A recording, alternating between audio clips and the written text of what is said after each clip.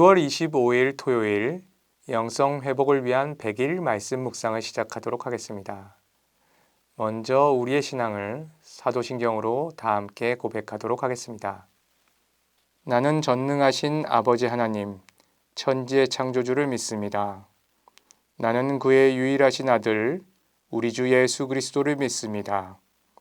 그는 성령으로 잉태되어 동정녀 마리아에게서 나시고 본디오 빌라도에게 고난을 받아 십자가에 못 박혀 죽으시고 장사된 지 사흘 만에 죽은 자 가운데서 다시 살아나셨으며 하늘에 오르시어 전능하신 아버지 하나님 우편에 앉아 계시다가 거기로부터 살아있는 자와 죽은 자를 심판하러 오십니다.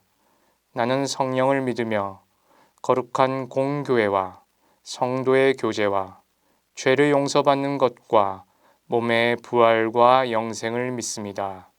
아멘. 이어서 찬송가 461장 함께 찬송하도록 하겠습니다.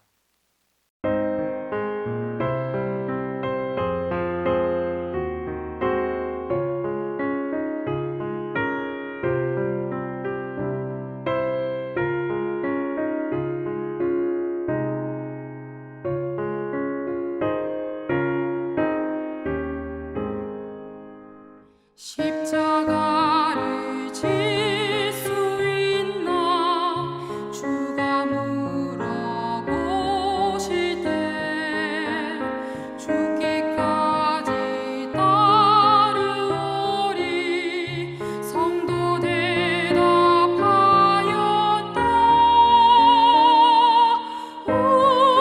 우리의 심령 주의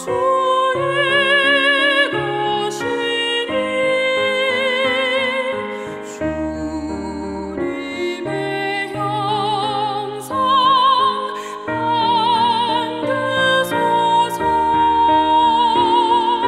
주 인도 따라 살아갈 동안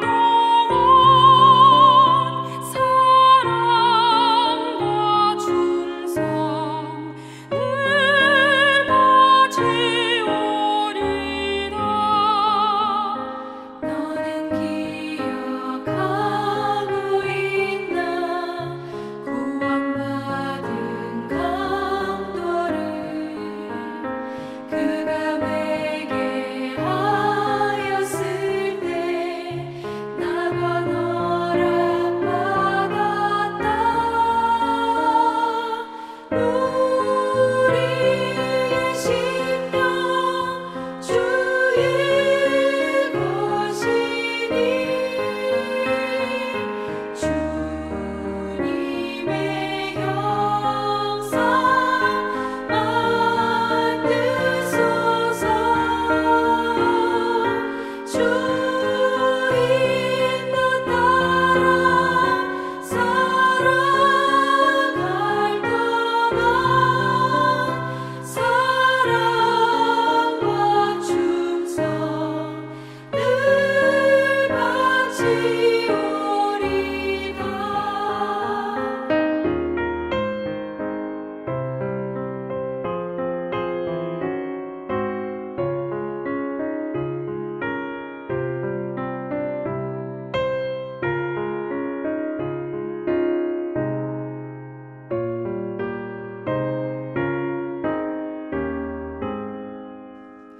걱정 근심 어두운 그늘 너를 둘러 덮을 때 주께 내 영 맡기겠나. 최후 승리 믿으며 우리의 심령 주의 것이니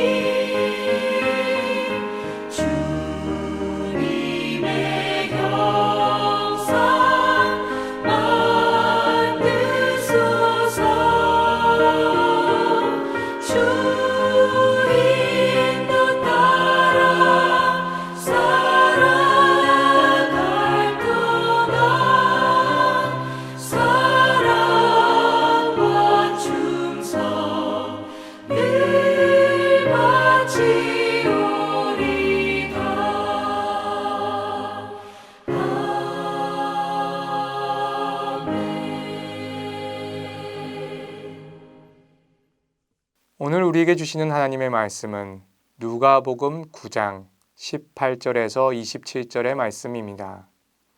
하나님께서 주신 말씀을 제가 봉독하도록 하겠습니다.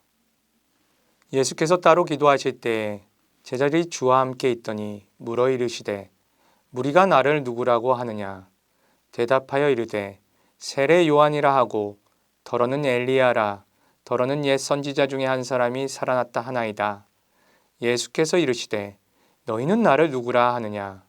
베드로가 대답하여 이르되 하나님의 그리스도시니이다 하니 경고하사 이 말을 아무에게도 이르지 말라 명하시고 이르시되 인자가 많은 고난을 받고 장로들과 대제사장들과 서기관들에게 버림바 되어 죽임을 당하고 제3일에 살아나야 하리라 하시고 또 무리에게 이르시되 아무든지 나를 따라오려거든 자기를 부인하고 날마다 제 십자가를 지고 나를 따를 것이니라. 누구든지 제 목숨을 구원하고자 하면 잃을 것이요 누구든지 나를 위하여 제 목숨을 잃으면 구원하리라. 사람이 만일 온 천하를 얻고도 자기를 잃든지 빼앗기든지 하면 무엇이 유익하리요? 누구든지 나와 내 말을 부끄러워하면 인자도 자기와 아버지와 거룩한 천사들의 영광으로 올 때 그 사람을 부끄러워하리라. 내가 참으로 너희에게 이르노니 여기 서 있는 사람 중에 죽기 전에 하나님의 나라를 볼 자들도 있느니라. 아멘. 오늘 읽은 누가복음 본문에서 베드로가 예수님을 그리스도라고 고백했을 때 예수님께서는 크게 두 가지를 말씀하셨습니다. 이 두 가지는 공간복음서 전체에서 동일한데요. 먼저 첫 번째는 이 사실을 아무에게도 말하지 말라 하는 것이었습니다. 그리고 두 번째는 나를 따르라는 것입니다. 오늘은 이 두 번째 예수님을 따르는 삶에 대해 중점적으로 살펴보고자 합니다. 잘 아시다시피 예수님께서 나를 따르라고 하실 때 예수님을 따르는 것에는 두 가지 조건이 붙어 있습니다. 23절의 말씀처럼 첫 번째 조건은 자신을 부인하는 것이고 두 번째 조건은 날마다 십자가를 지는 것입니다. 그리고 이 두 조건은 다시 24절에서 하나로 합쳐집니다. 누구든지 나를 위하여 제 목숨을 잃으면 구원하리라. 이를 다른 말로 하면 바로 예수님을 위해 목숨을 걸어라 하는 것입니다. 어쩌면 굉장히 어렵고 무서운 조건이 아닐까 하는 생각이 듭니다. 자신을 부인하고 날마다 십자가를 진다는 조건, 목숨을 걸라는 조건, 이렇게 생각해 보면 예수님을 따르는 길은 참 멀고도 험합니다. 이는 잘 아시다시피 단순히 길이가 길고 지루하다는 말이 아니라 그 길을 아무나 걷지 못한다는 뜻이 됩니다. 비유를 한다면 예수님을 따르는 삶은 가볍게 배낭 하나 메고 편한 신발을 신고 그렇게 쉽게 오를 수 있는 동네의 뒷산이라기보다는 어쩌면 산소통 없이는 오를 수 없는 엄청난 훈련과 준비가 없이는 도전조차도 할 수 없는 에베레스트 등정과도 같을지 모르겠습니다. 그렇기에 예수님께서는 또다시 좁은 문으로 들어가기를 힘쓰라고 말씀하셨습니다. 그리고 이 좁은 문은 많은 사람이 가기도 전에 포기하거나 가고자 하지만 중간에 포기해버릴 수도 있는 그런 어려운 길이라고 말씀하십니다. 아마도 기독교인이라면 누구나 한 번쯤 기독교인의 삶이 이렇게 멀고도 험한 길이요 좁은 문이라 들어가기 쉽지 않은 것이라는 것을 느꼈을 것입니다. 아니 어쩌면 반대로 어떤 분들은 예수님을 믿는 것이 그렇게 어려운가? 하며 그냥 십자가 목걸이 하나 걸고 신실한 종교인처럼 보이려고 할지도 모르겠습니다. 하지만 우리가 어떻게 생각하든 변하지 않는 사실이 있습니다. 그것은 예수님을 따르는 길은 우리 자신을 버려야 하는 길이며 예수님께서 가신 십자가의 길을 가는 것이며 궁극적으로 목숨을 걸어야 하는 그런 길이란 사실입니다. 한 영화에 이런 얘기가 나옵니다.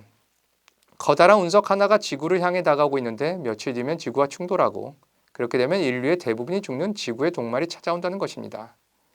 세계 각국의 지도자들과 과학자들이 머리를 맞대고 지구의 종말을 막기 위해 묘안을 짜냅니다. 그리고 운석을 파괴할 특공대를 우주로 파견하기로 결정합니다. 우주선을 타고 우여곡절 끝에 특공대는 운석에 도착을 하고 운석 안에 핵폭탄을 장치합니다. 타이머를 켜고 다시 우주선으로 돌아오려는 그 순간 타이머가 고장나 버립니다. 결국 누군가는 남아서 수동으로 폭탄을 터뜨려서 운석을 파괴해야 하는 상황이 벌어지고, 이때 우리의 주인공은 그렇게 혼자 남아서 지구를 구하고 장렬하게 최후를 맞이합니다. 누군가 이처럼 자신의 목숨을 걸지 않았다면 인류는 결국 멸망하고 말았을 것입니다. 이 영화의 주인공을 보다 보면 예수님이 떠오릅니다. 예수님께서는 죽을 것을 알고도 온 인류를 구원하시기 위해 그 길을 묵묵히 가셨습니다. 피할 수도 있었지만 결코 피하지 않고 하나님께서 주신 그 잔을 그대로 드셨습니다. 우리에게 따라오라고 요구하시는 그대로 그렇게 자신을 버리고 십자가를 지셨습니다. 그리고 피를 흘리며 목숨을 내놓으셨습니다. 그래서 우리가 구원을 받고 부활에 참여할 수 있게 된 것이죠. 물론 예수님을 따른다고 해서 목숨을 걸어야 한다고 해서 무조건 죽어야 한다는 뜻은 아닙니다. 그렇지만 잘 아시다시피 목숨을 건다는 것은 우리의 생명권을, 우리의 생사 결정권을 주님께 맡기는 것입니다. 즉, 내가 오늘 죽든지 내일 살든지 내 뜻이나 내 바람이 아니라 하나님의 뜻에 온전히 맡긴다는 그런 뜻입니다. 나를 지키고 내 목숨을 지키기 위해 욕심을 부리고 고집을 부리며 이기적으로 삶을 사는 것이 아니라 나를 사랑하시는 하나님의 뜻을 위해 사는 것입니다. 온갖 수단과 방법을 가리지 않고 나 하나 살아보겠다고 발버둥 치는 것이 아니라 어려움에 빠진 내 이웃을 돌아보며 하나님의 뜻을 실천하기 위해 그렇게 노력하며 사는 것입니다.